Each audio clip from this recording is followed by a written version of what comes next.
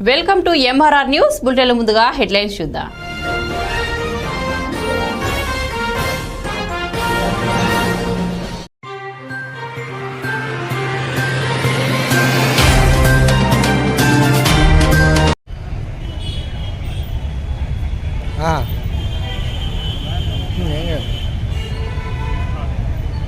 పల్నాడు జిల్లా మాచర్ల నియోజకవర్గంలోని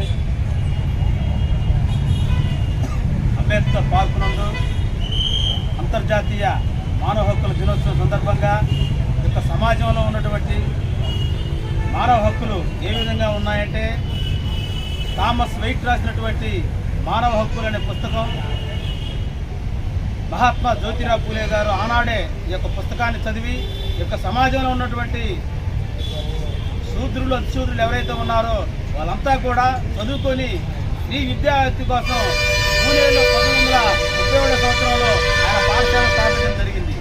మనం చూసినట్లయితే సెప్టెంబర్ 23వ తారీఖున 1948 సంవత్సరంలో యునైటెడ్లో వాళ్ళు అంతర్జాతీయ మానవ హక్కుల అనే ఒక సభను ఏర్పాటు చేయడం జరిగింది.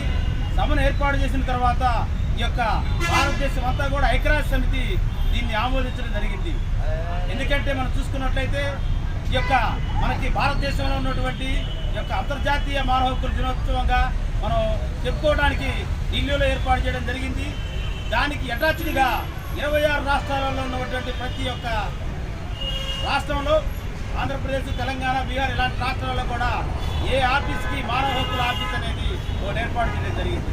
దీని ఉద్దేశం ఏంటంటే 1993 సంవత్సరంలో ప్రాథమిక హక్కుల పరిరక్షణ చట్టం ద్వారా ఈ యొక్క చట్టాన్ని భారత రాజ్యాంగంలో ఉన్నటువంటి ఆర్టికల్ 14 నుంచి 24 వరకు కూడా ఈ ప్రాథమిక హక్కులు స్వేచ్ఛ, సమానత్వం, సౌభాతృత్వం, అదేవిధంగా సమానమైన హక్కులు ఏ విధంగా అయితే ఉన్నాయో ఆ హక్కుల ద్వారా సమాజంలో ఉన్నటువంటి ఈ యొక్క మానవుడు పౌర హక్కులు, అదేవిధంగా ఈ యొక్క హక్కుల ద్వారా మనము జీవించడానికి డాక్టర్ బిఆర్ అంబేద్కర్ గారు మనకి హక్కులు ఇవ్వడం జరిగింది.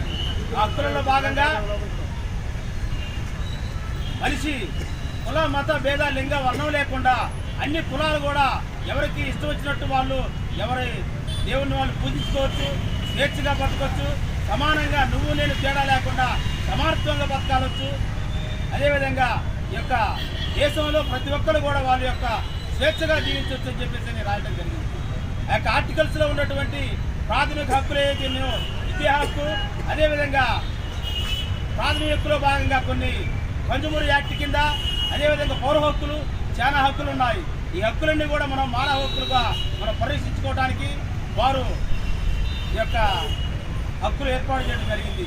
మనకి ఏదైనా సమస్య వచ్చినప్పుడు ఈ యొక్క ఆంధ్రప్రదేశ్ రాష్ట్రంలో మానవ హక్కుల కమిషనర్ దగ్గరికి మనము ఏ ఆఫీస్ పరంగా కూడా మనకి ఇబ్బంది కలిగినా కూడా వాళ్ళకి మనం ఫిర్యాదు చేయొచ్చని చెప్పి వాళ్ళు యొక్క దాన్ని చెప్పడం జరిగింది.